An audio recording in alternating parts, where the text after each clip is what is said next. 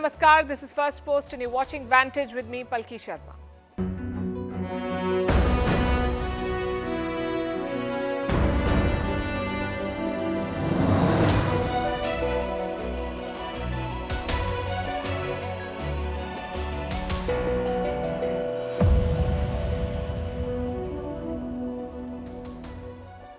Ukraine and Russia have a new battlefield. It's Africa. The two countries are battling it out in the Sudan. Ukrainian forces clashing with Russian-backed rebels.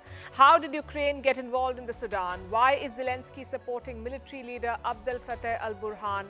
How was this unlikely alliance born? We answer all of these questions tonight. Meanwhile, Bitcoin is surging. It hit an all-time high of 69,000. Does this make crypto a good investment for you? Should you be buying cryptocurrency? Vietnam and Australia have upgraded ties. We tell you why this is another success for Hanoi's bamboo diplomacy. Trump seems to be confused between Biden and Obama. Why is OpenAI battling it out with Elon Musk? Indian Prime Minister Narendra Modi is in Kashmir to highlight developmental projects. We'll discuss that. How South Korea became a cultural superpower, and how do microplastics end up in the arteries of people. All this and more coming up. The headlines first. China slams the US, hails ties with Russia. Foreign Minister Wang Yi accuses the US of trying to suppress China, claims Beijing's actions in the South China Sea are reasonable. China's top diplomat also warns Taiwan against seeking independence. In India, the Election Commission warns Congress leader Rahul Gandhi. The caution comes after Gandhi's jibes at Prime Minister Modi. The poll panel asks the opposition leader to be careful in his public remarks, says there will be stern action for those violating the Model Code of Conduct. Thousands of passengers in Germany face travel misery as rail and airport workers stage new strikes over pay. Lufthansa's ground staff on a nationwide strike. Rail workers also on a 35-hour walkout. Industrial action has hit Germany hard in recent months.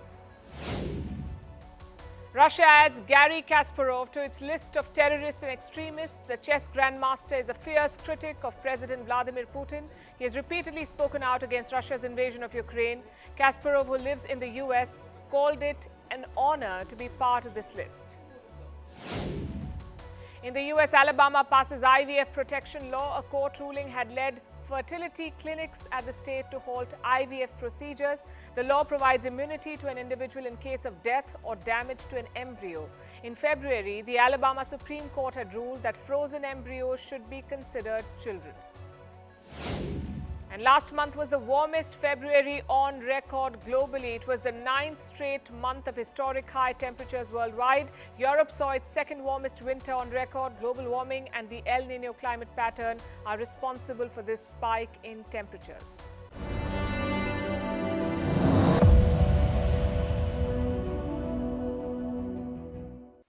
We start with the war in Ukraine. It has reached Africa.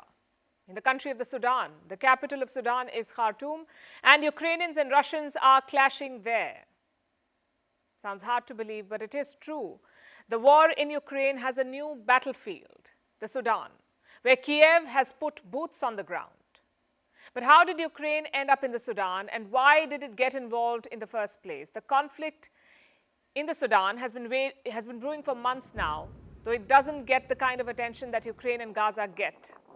This fighting has been on. More than 13,000 people have died in the Sudan. More than 8 million people have been displaced. Another 25 million people desperately need humanitarian aid. So it is a messy affair. And with Ukraine's involvement, it's getting worse. The conflict began in April last year. Kiev entered the picture around August, courtesy this man, Abdel Fattah al-Burhan, the de facto military leader of the Sudan, at war with his former friend and ally, who is leading the rebel forces. They're called the RSF. At one point, these rebel forces were gaining the upper hand. Al-Burhan was on weak footing. He needed someone to rescue him. Guess who stepped up?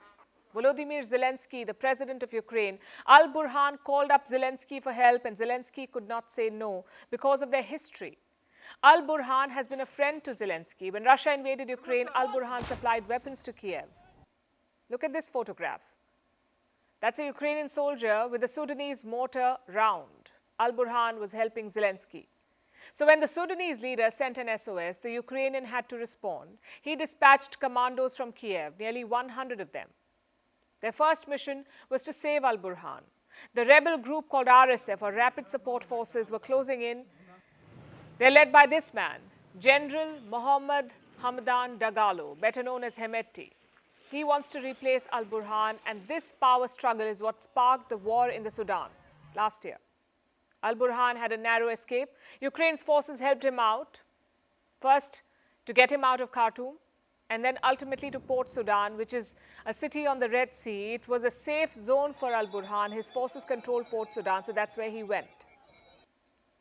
Later, he would meet Zelensky. This was in September 2023 at an airport in Ireland. Back then, it was painted as an impromptu meeting where the two leaders discussed Russia-funded armed groups, aka Wagner, the Russian group of mercenaries, a private army sponsored and controlled by the Russian state. Now, Wagner is like a common enemy for Zelensky and al-Burhan. Wagner mercenaries are fighting in Ukraine. They're also fighting in the Sudan, in both cases against the regime. In the Sudan, they're supporting the rebels. So at that meeting in Ireland, an alliance was born. The Ukrainian commandos stayed back in Khartoum. After saving the general, they conducted multiple missions. And their goals were quite simple: drive the Sudanese rebels out of Khartoum and fight the Wagner soldiers from Russia. That's what they wanted to do. Many missions were conducted, mostly at night. You see, Hemeti's rebels did not know how to fight in the dark. The Ukrainians had an advantage here. Their commandos could operate at night. They had night vision gear. So they exploited the weakness of the rebels. In one mission, Ukraine's commandos fired at an apartment building. It served as a base for the rebels. The Ukrainians raided it. They deployed drones and dropped bombs. So you get the idea of what they've been up to. Are they still operating in the Sudan? We cannot confirm that. What we do know is this: Kiev sent multiple teams to Khartoum. It also supplied weapons and other military equipment. What's in it for Kiev?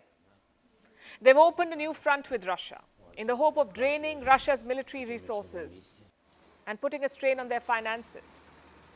The Sudan has rich gold reserves. Wagner forces have been smuggling out Sudan's gold. Reports say $4 billion worth of gold is unaccounted for. In 2022, Russia operated 16 flights out of the Sudan. 16 flights. These planes are said to have been used to ship out gold. And Ukraine could be aiming to stop this supply.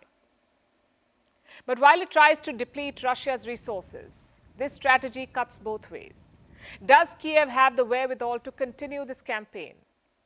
Earlier, it had a blank check of sorts from the West, an almost unlimited supply of weapons and military equipment, but that's not the case anymore. American aid is stuck, and Europe's efforts to fill the gap are woefully inadequate. Now it turns out that Ukraine has been fighting two wars. So will the West support it? Were they kept in the loop when Ukraine entered the Sudan? Were there funds diverted in this fight? Zelensky may have some explaining to do.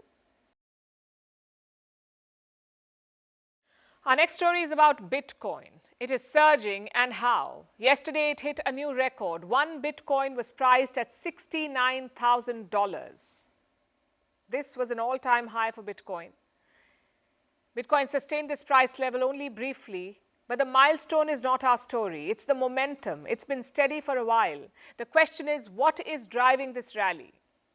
Usually, this kind of surge happens due to heavy buying when a large number of investors start investing in a particular asset and they do it in large quantities, or when wealthy investors start pouring in big money.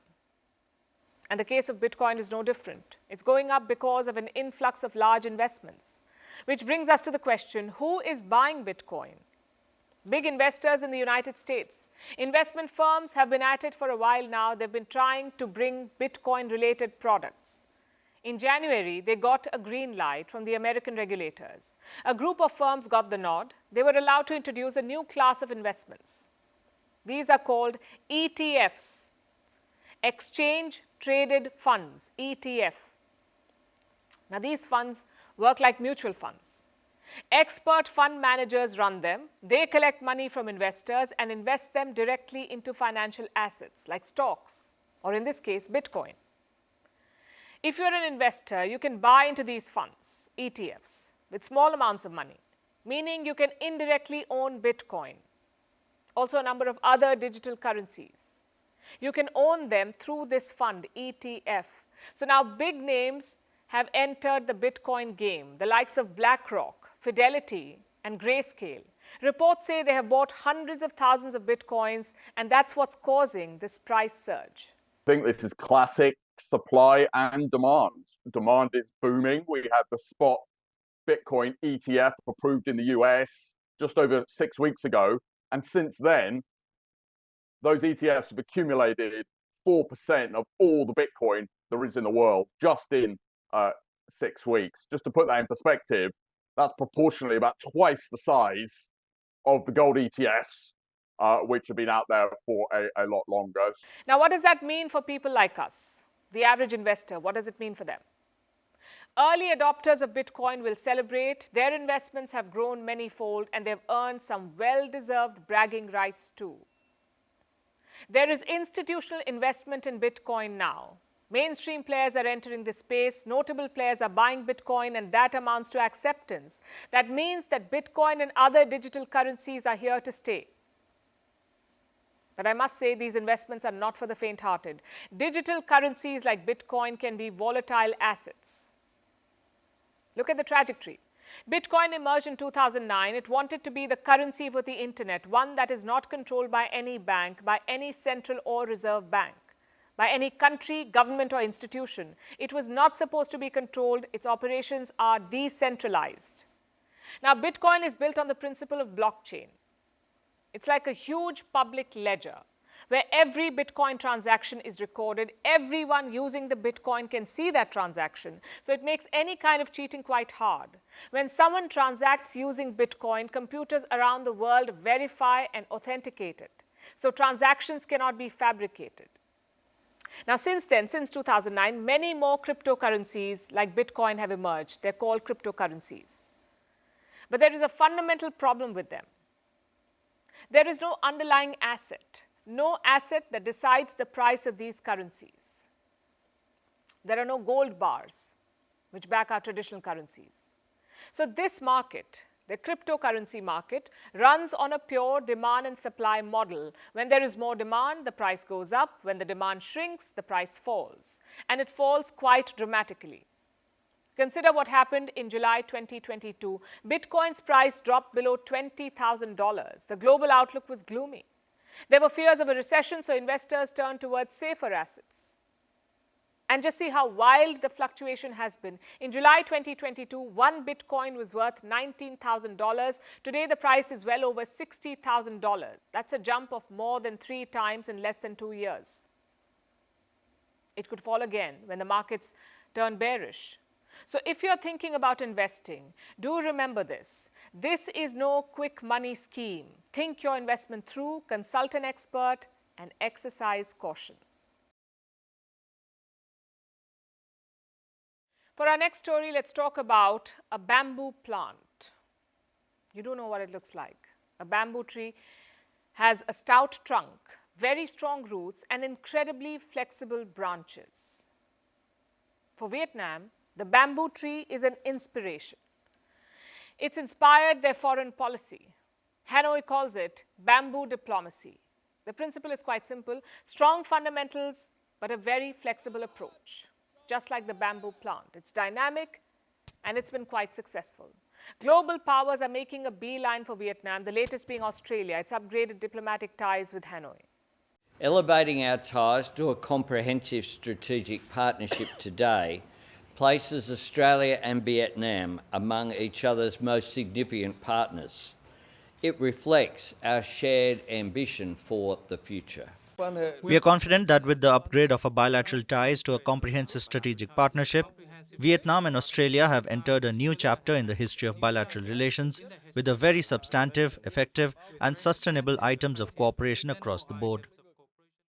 Comprehensive strategic partnership. That's what they're calling it. The two countries will cooperate in a lot of sectors. But the most important bit is this: both nations will open an annual dialogue on critical metals, the likes of lithium, copper, cobalt, and other rare earth minerals. And this is quite significant. You see, critical minerals are crucial for tech sectors. They're used to make everything from smartphones to EVs. Australia is a major producer of critical minerals, and Vietnam has some of the largest untapped deposits of critical minerals. So it's a win-win for both. Working together as comprehensive strategic partners, I am confident that Australia and Vietnam can rise to meet the challenges of today and tomorrow. Australia and Vietnam have shared ties for half a century now. There have been some differences, but nothing major in the last few decades. Vietnam is Australia's 10th largest trading partner. Canberra is Hanoi's 7th largest export market. They're both part of multiple agreements, and they are priority partners in foreign policy. The two nations were already close, so why the upgrade now? For Australia, it's about China. It wants to move away from Beijing. It wants to diversify its supply chains, and what better option than the rising Asian tiger? Vietnam has the infrastructure, it's a regional power, and it has the political stability that is needed. That makes it the newest business hub. Big companies are shifting base there, shifting their supply chains to Vietnam. The likes of Dell, Google, Microsoft, and Apple. Apple already produces millions of AirPods in Vietnam. It also plans to move key iPad engineering resources to this country. In 2022, foreign investment in Vietnam hit a decade high. This is all part of the de-risking or decoupling from China that the world is attempting. So Canberra could not have had a better choice.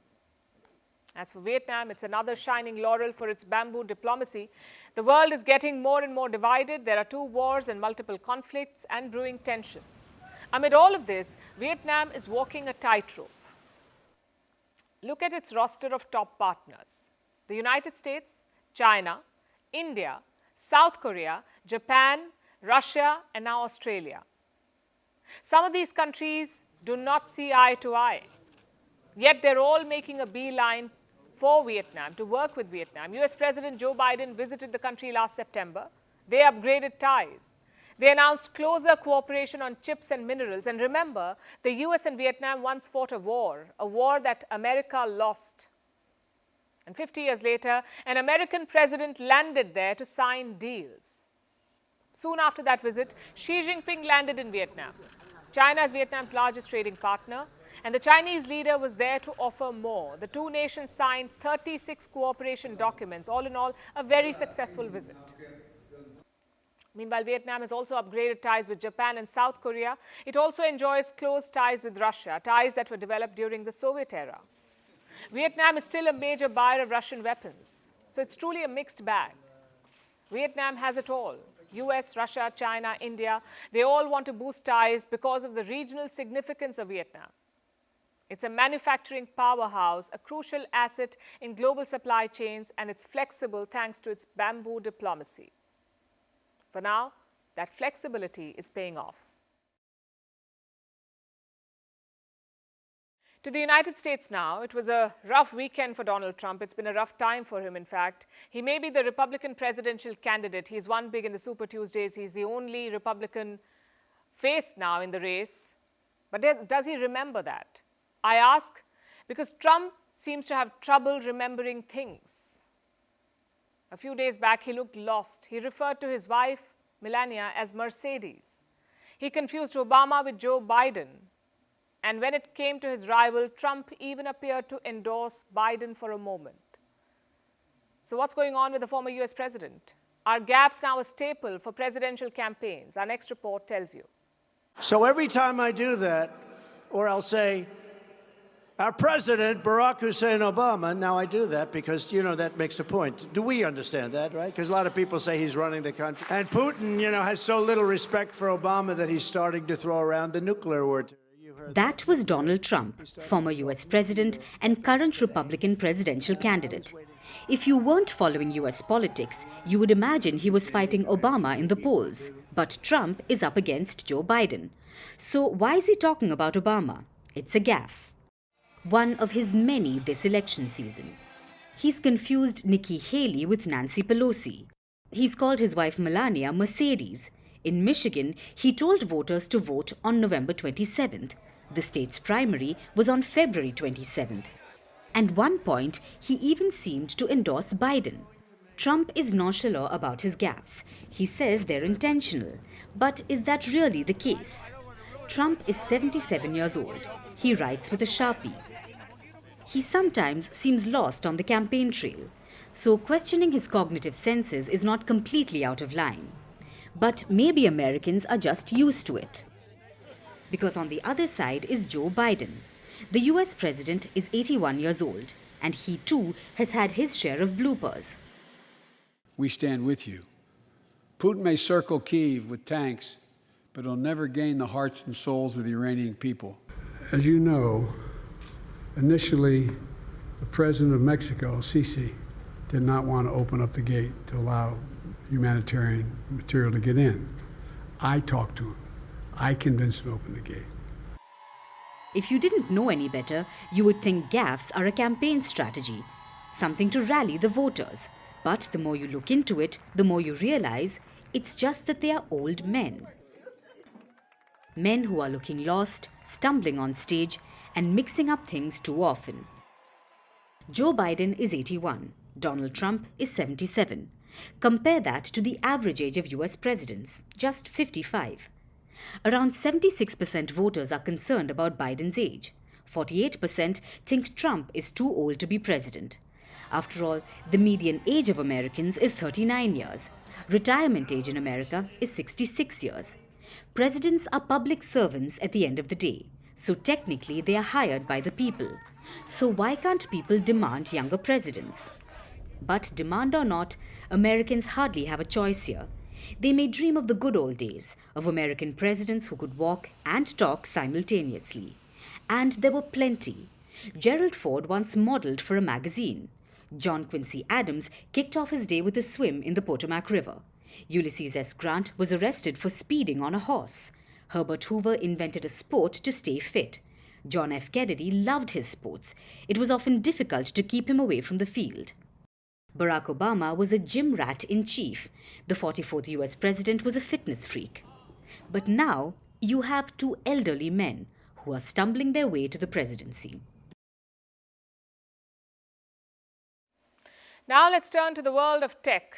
A new storm is brewing. A fight has begun between the world's second richest man, Elon Musk, and a company he helped found, OpenAI. Musk fired the first salvo a week ago.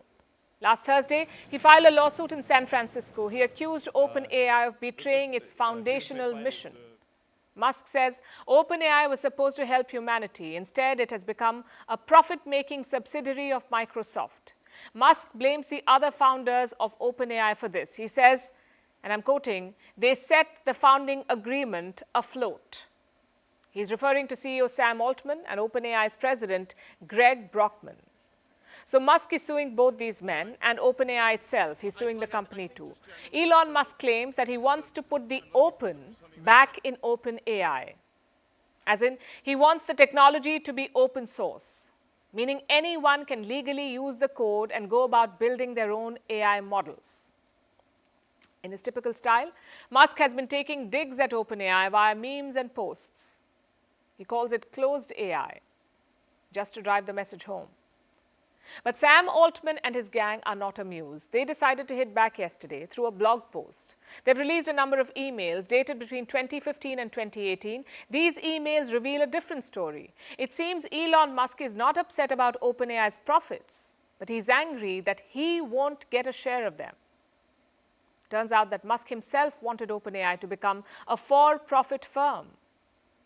The blog post says, and I'm quoting, "In late 2017, we and Elon decided the next step for the mission was to create a for-profit entity. Elon wanted majority equity, initial board control, and to be CEO.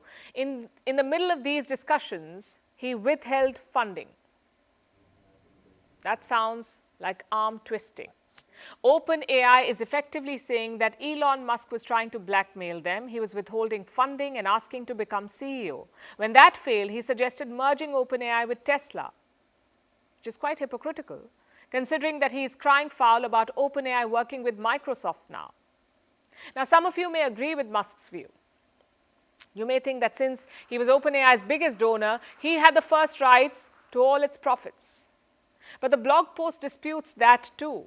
Here's what it says, and I'm quoting again. In total, the non-profit has raised less than $45 million from Elon and more than $90 million from other donors. They don't get into the split. So Musk still could have been the biggest donor, but he did not seem to have the controlling share, which may explain why he eventually walked off.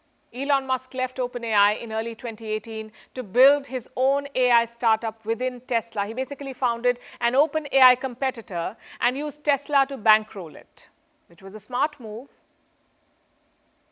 or it would have been had it worked out. Today, Elon Musk has an artificial intelligence firm called xAI. It has created a language model called Grok. But it's not really considered path-breaking. So Musk could be hoping his lawsuit helps his new company too. Because remember, if OpenAI is forced to become open source, Musk can use their technology to boost his own for-profit company. What is the likelihood of any of this happening? Probably low, because of the emails OpenAI has just leaked. One is particularly damning. OpenAI's former chief scientist wrote this: as we get closer to building AI, it will make sense to start being less open. The open in OpenAI means that everyone should benefit from the fruits of AI after its birth, but it's totally okay not to share the science. And Musk responded to it. He said, yup. That proves that either Elon Musk doesn't really read emails, or he knew that the open part wouldn't last. It makes his lawsuit seem disingenuous. Whether courts see it that way is another way, though. We'll have to wait and see how this latest tech feud plays out. Our next story is from West Africa, a region rife with coup-hit countries and countries that face terror insurgencies like Mali, Burkina Faso and Niger. Their elected governments were struggling, so the militaries overthrew their leaders. Then they began fighting the terrorists, but they haven't had much success. Last year, casualties increased by 38% in terror-related incidents, and this discredits the juntas further. Remember what they said when they took power. They justified their coups, saying they will fight terror more efficiently, but they've been failing. So now the juntas have regrouped, and they've launched a joint task force. Here's our report. West Africa is a hotbed for terrorists. It is home to numerous groups and factions. You have the best known ones, like Al-Qaeda in the Islamic Maghreb, or the Islamic State Sahel province, and of course, Boko Haram. Then you have the up-and-comers, like Ansar ul-Islam, or the rapidly growing Jamaat Nasr al-Islam wal Muslimin. This area of West Africa and the Sahel has been called the world's new center of terrorism. So you can imagine how tough it is to fight the myriad of militants. Many have tried to quash them. There have been a number of alliances and organizations devoted to this. You once had the G5 Sahel. It comprised of Mauritania, Chad, Niger, Burkina Faso and Mali. They were aided by their former colonial overlord, France, and other Western powers. But this group proved ineffectual, and some of the militaries got tired of waiting for success. So you had a slew of coups in the region, and 3 of the G5 have broken off into a separate group: Mali, Burkina Faso and Niger. They now call themselves the Alliance of Sahel States. All 3 nations have seen coups in recent years. Mali in August 2020 and May 2021. Burkina Faso in January and September 2022, and Niger last July. The militaries there decided to overthrow the Western-aligned democratic governments. They said the governments were a hindrance in the fight against terror. The militaries wanted to take matters into their own hands, and they have done so, to the detriment of security in the region. Terror attacks are up. Deaths are up by 38%. This is according to a US-based crisis monitoring group. They say there were 8,000 terror-related deaths in Burkina Faso alone last year, and the trend has continued. A few days ago, 170 people were killed in Burkina Faso. Authorities say the victims were executed. This was after terrorists attacked 4 villages in Burkina Faso's Yatenga province. About half the country is still outside the government's control. And the situation isn't great in other allied Sahel nations either. So what are they doing about it? Forming a joint force, apparently. This force was announced yesterday by Niger's army chief. He said it would be operational as soon as possible. But we don't know how it relates to the overall alliance. This force may just be a part of the alliance of Sahel states, the group's coalition force dedicated to fighting terror. If that is the case, why did it take so long? The alliance was formed last September, and 6 months later, they're still working out the details. The fact is, these countries had more options before the coups. They had help from more neighboring nations. They had Western support and support from a UN mission. None of them managed to eradicate the terror groups. Now, the coup coalition promises to do it with less soldiers. Striking out alone isn't the best option. Mending ties with neighbors may reap better rewards, because so far, the juntas seem to be out of their depth. Now let's focus on Egypt. It's making headlines thanks to its crumbling economy. Yesterday was a big day for them. Egypt was promised a big loan. $8 billion. By whom? The IMF, the International Monetary Fund. Earlier, they were promised $3 billion. So this is a major jump, an increase of $5 billion. But when it comes to the IMF, there's always a catch. Conditions always apply. And this case was no different. Egypt had to do something in return for the extra $5 billion. It had to stop artificially supporting its currency. That's the Egyptian pound, their currency. Cairo let go of its control over the Egyptian pound, and in exchange, the IMF agreed to give it a bigger loan. As you can imagine, Egypt's currency took a tumble. Its value fell by about 2/3. It went from about 30 Egyptian pounds to the US dollar to around 50 pounds per dollar. The crash has alarmed the people of Egypt. Changing the foreign currency rates affects us in every way. Once the merchants knew the rate has changed, the prices rose immediately. Is everything in our life linked to the USD? All our problems are now attributed to the USD. What about other goods that we should buy with Egyptian pound? What happened to the Egyptian pound? It is worthless now. Despite these dire reactions, the Egyptian government is hailing this as a victory. Thank God today we signed the agreement between Egypt and the IMF. I want to reiterate that the deal comes in line with policies of structural reforms for the Egyptian economy prepared by the Egyptian government. We're at the beginning of the right course for the country to be economically balanced and strong, with the efforts of everyone and the understanding of everyone. Egypt's Prime Minister and Central Bank Governor both seem happy. They're pitching this as a great reform, despite what it could mean for imports. Let me explain. Egypt depends on imports to survive. For example, it is the world's largest importer of wheat. It needs to bring in about 12 million tons of wheat every year to feed its population of 110 million people. Now, imports are expensive, and they're paid for in US dollars. So Egypt needs foreign currency at reasonable rates. That's why it had pegged the Egyptian pound. It helped rates keep them steady at about 30 pounds to a dollar for almost a year. This should have kept prices stable. But that's not what happened. Egypt's inflation was officially at around 30% in January. So clearly, keeping the currency rate fixed was not working for them. And this is because people were ignoring the official rate. There is a black market dollar rate in Egypt. Foreign currency was hard to get at the official prices, so traders bought this currency in the black market and passed on the difference to the customers. This is partly responsible for the high prices in the country. Foreign currency at official prices was hard to come by for a number of reasons. Tourism was down. Fewer ships were passing through the Suez Canal. Expensive imports means dollars are spent there. And all this meant that Egypt's government did not have dollars to spare.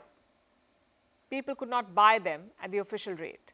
They had to buy dollars in the black market, and this culminated into Egypt's present crisis. So now Cairo has decided to stop controlling the pound. This will help the official and black market rates converge, and they hope prices will go down as a result of this. Egypt's central bank has also increased interest rates by 600 basis points or 6%. They hope this might also help curb inflation. Regarding the Monetary Policy Committee's decision to increase interest rates by 600 basis points during the extraordinary meeting today, the aim is containing the inflation rate and speeding its decrease to approach a single digit in the medium term. Single digit inflation is an ambitious goal, but Egypt has given itself a system shock. It will take some time to see the results, but hopefully it's a step in the right direction. Our next story is from India. Today, the Indian Prime Minister visited Kashmir, his first trip to the valley after 2019 when the special status to Kashmir was revoked. The Prime Minister has been travelling to Jammu. In fact, he was there last week. But today's visit to Srinagar is a first in 5 years. The visit has captured global attention because it is a statement of intent. Since 2019, the narrative around Kashmir, especially in the Western press, has been around the security of Kashmir and the deployment of troops. Also the communication disruptions. But Kashmir has moved on, and Prime Minister Modi's visit is an attempt to shift the conversation to highlight the progress that Kashmir has made in the last 5 years. The Prime Minister used the opportunity to talk up the development projects in the valley. During his visit, he announced another 53 projects worth over $700 million. This visit also comes ahead of India's upcoming general election. Our next report has more details. It couldn't have been timed better. General elections are on the horizon in India. The dates could be announced in a matter of weeks. So the Prime Minister's visit to Kashmir couldn't have come at a more opportune time. But beyond the politics, PM Modi's visit had a deeper significance. This is his first visit to Srinagar after 2019. When Article 370, the provision which gave Jammu and Kashmir its special status, was revoked.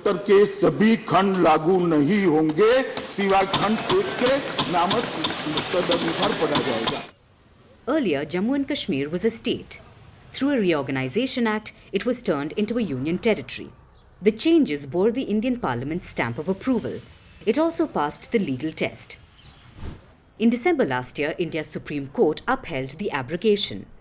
The Indian Prime Minister's visit comes 2 months after that order, and he was on a special mission, here to win hearts. और मैं 2014 के बाद जब भी आया मैंने यही कहा, मैं ये मेहनत आपका दिल जीतने के लिए कर रहा हूं. The outreach was visible. Before his address, the Prime Minister met the locals. Many of them were beneficiaries of government schemes designed to uplift the economy of the valley. This was the Prime Minister's main pitch. The development of Kashmir has been a key focus area for the Prime Minister. Since 2019, his government has pushed hundreds of development projects. With this visit, the PM tried to further this agenda. He announced another 53 projects worth millions of dollars. Modi अपने परिवार को ये विश्वास देकर जा रहा है कि जम्मू कश्मीर के विकास का यह अभियान किसी कीमत पर नहीं रुकेगा. Among all the initiatives, there's one that stands out: the Integrated Development Project of Hazrat Bal Shrine. PM Modi inaugurated it today. The project is part of a big outreach to the local community. The Hazrat Bal Shrine is near the famous Dal Lake. It holds deep significance for the Muslims. Over the years, the shrine has preserved the sacred hair of Prophet Muhammad's beard. It is frequented by locals on Friday for mass prayers. On special occasions like Ramzan, the shrine witnesses a large influx of visitors. The entire site has been transformed. The entrance courtyard has undergone a revamp, with new and modern facilities being added. Today, the Prime Minister declared Srinagar is now a hub for India's tourism industry, and these projects are now contributing towards the redevelopment of the valley.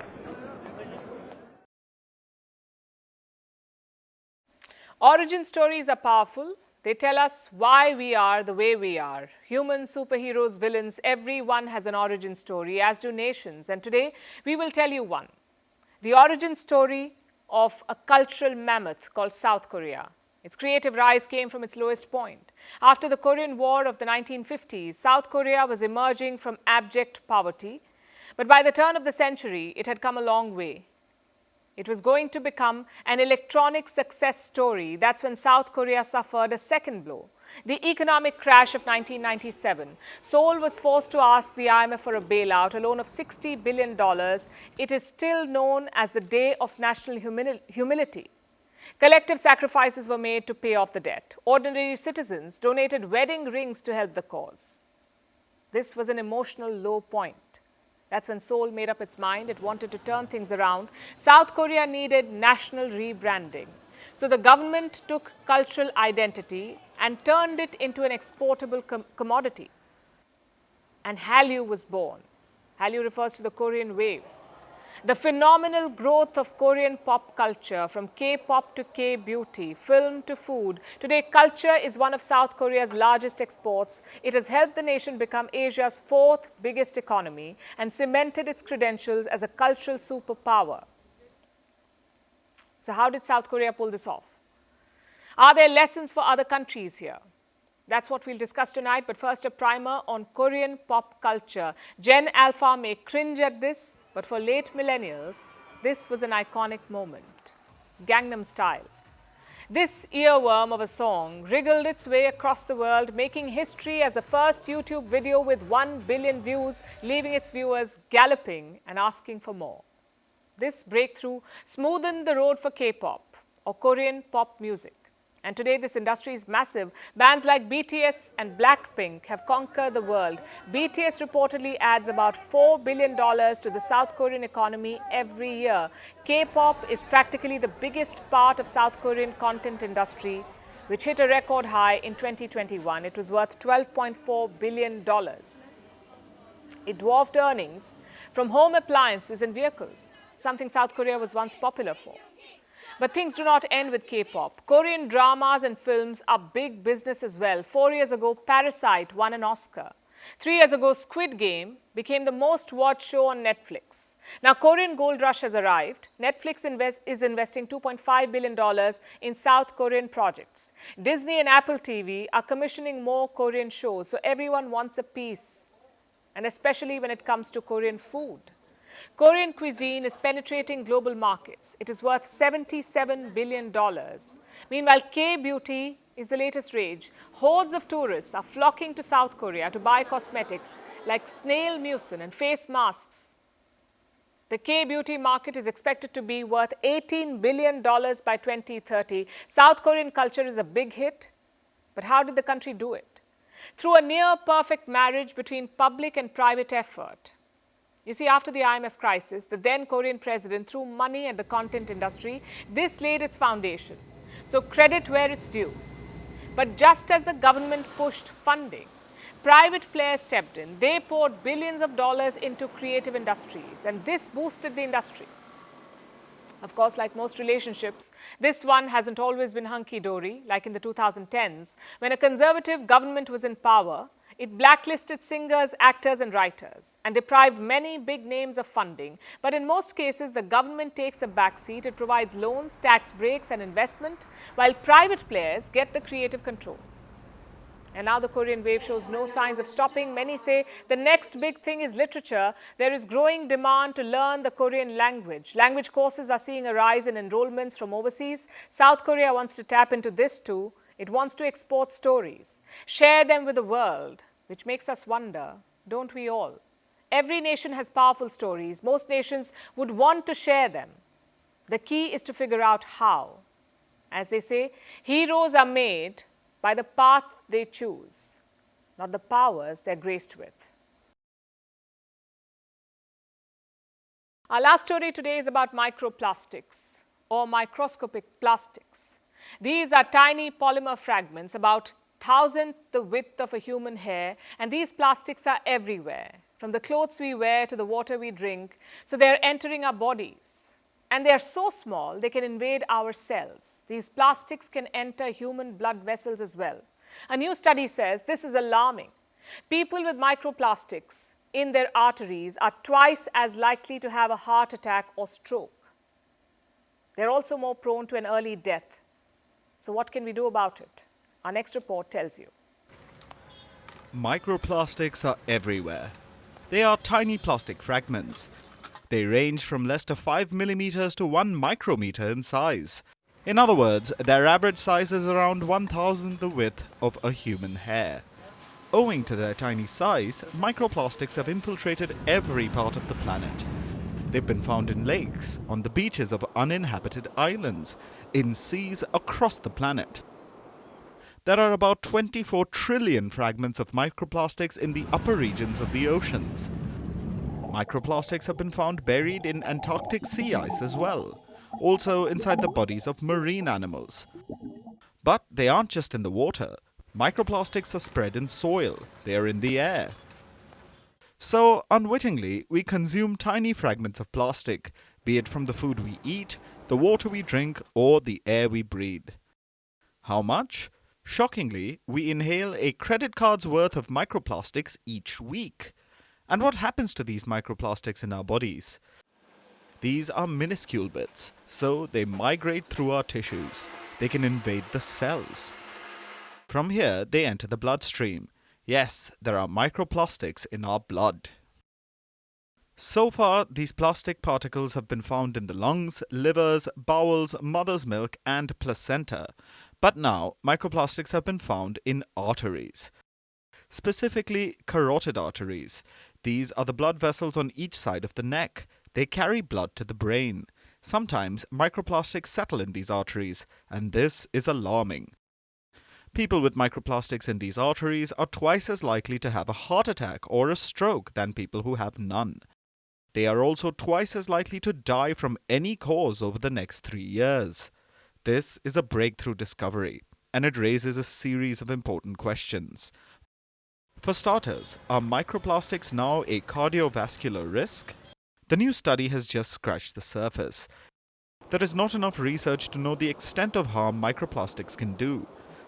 So far, we know that these particles interrupt cellular processes, they release harmful chemicals, and they can impede organ function. But such instances are rare.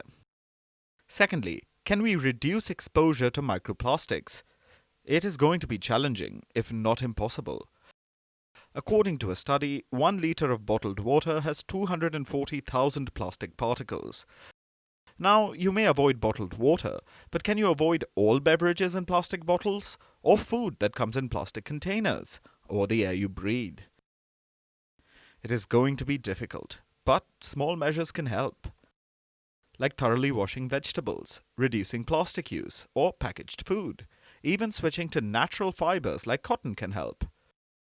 The fact of the matter is, in the world that we live in, plastic is everywhere. It is impossible to eliminate the risk. But we can take precautions and hope for the best. Because Barbie was wrong. Life in plastic is hardly fantastic. And now it's time for Vantage Shots, images that tell the story. In North Korea, Kim Jong-un observed military exercises after brandishing a machine gun during the practice. In Mexico, protesters smashed open a door of the country's presidential palace. And an incredibly rare grey whale was recently sighted swimming off the coast of Massachusetts. Finally, we're taking you back in history. On this day in 1902, the Madrid Football Club was founded by a group of fans. It soon began to make a name for itself in Spain. That club is now known as Real Madrid. It's one of the most successful football clubs of the 20th century. We're leaving you on that note. Thanks for watching. We'll see you tomorrow.